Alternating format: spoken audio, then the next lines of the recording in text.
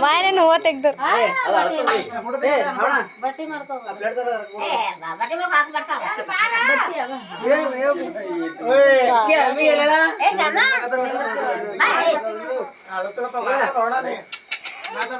ಯಾಕೆ ಮಕ್ಕಳಿ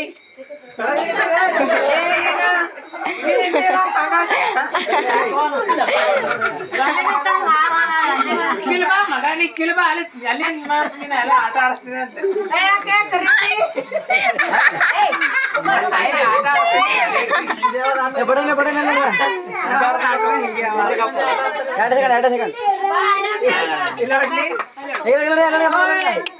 ದೀಕ್ಷಾ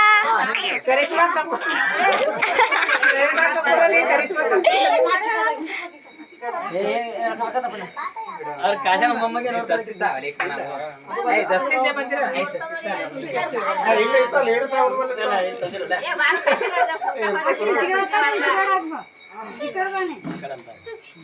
ಬಿಡೋ